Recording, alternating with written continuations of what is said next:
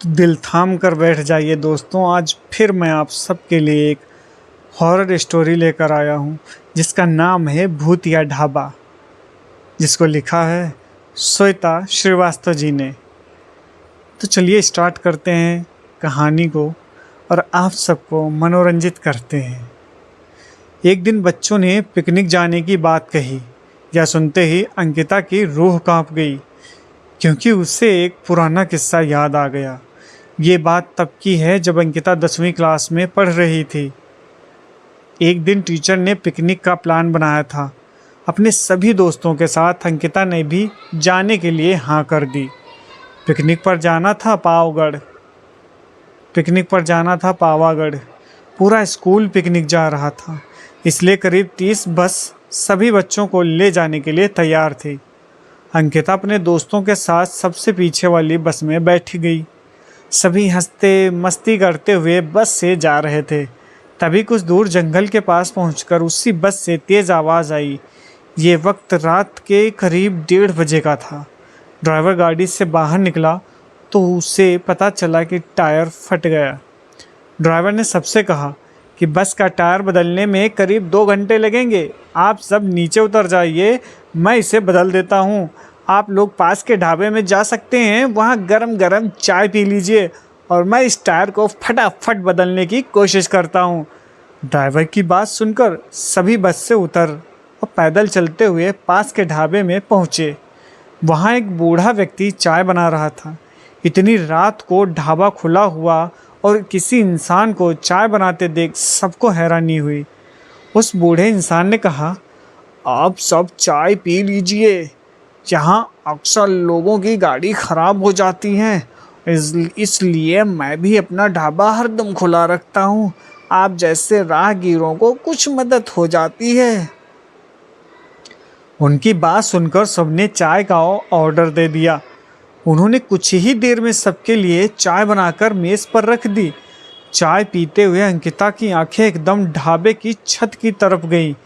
वहाँ अंकिता ने एक औरत को सफ़ेद रंग की साड़ी में खुले बाल लहराते हुए देखा।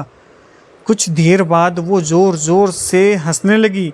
भले ही हंसने की आवाज़ किसी को सुनाई नहीं दे रही थी, लेकिन अंकिता ने उसे मुंह खोलकर हंसते हुए देखा था।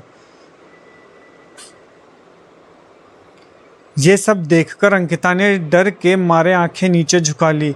कांपते हुए किसी तरह से अंकिता ने चाय दोबारा पीनी शुरू की ही थी कि उसी वक्त ज़ोर ज़ोर से किसी के चिल्लाने की आवाज़ जंगल की ओर से आई। ढाबे में बैठे हुए सभी बच्चे और टीचर उस आवाज़ को सुनकर डर गए।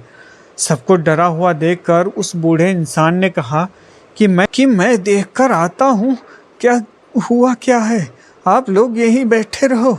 इतना कहकर वो आवाज़ की तरफ बढ़ गया। तभी एक लड़की को खून की उल्टी लगातार होने लगी। उसको देखकर सबकी हालत और ख़राब हो गई। उसी समय एक टीचर ने कहा कि तुम सब आग जलाओ और उसके बगल में बैठ जाओ। सबने मिलकर आग जलाई और गोल घेरा करके बैठ गए। टीचर ने सख्त लहजे में सबसे कह दिया कि अकेले कोई नहीं, वो बूढ़ा नहीं जाएगा। जंगल से लौट कर वैसे भी उसने सबकी तरफ देखा और कहा कि उस चीख को सब भूल जाना, नहीं तो जीना मुश्किल हो जाएगा। इतना कहकर वो ढाबे के अंदर चला गया। तभी ड्राइवर भी टायर बदलकर बस लेकर ढाबे के पास पहुंचा।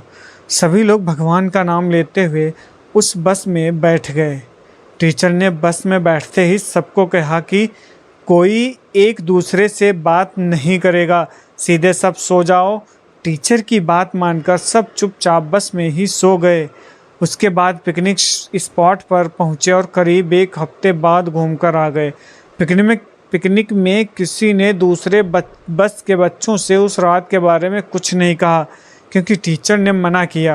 लेकिन पिकनिक से लौटते ही सबने अपने दोस्तों और दूसरी क्लास वालों को इस भूतिया घटना के बारे में बताया। आज पिकनिक का नाम सुनते ही यही भूतिया ढाबे की कहानी अंकिता के मन में आ गई और बच्चों को पिकनिक भेजने से उसे डर लगने लगा। कहानी से सीख हमें यह मिलती, बीती घटनाओं को भूल जाना ही अच्छा है, नहीं तो जीवन भर वो घटना डराती रहती।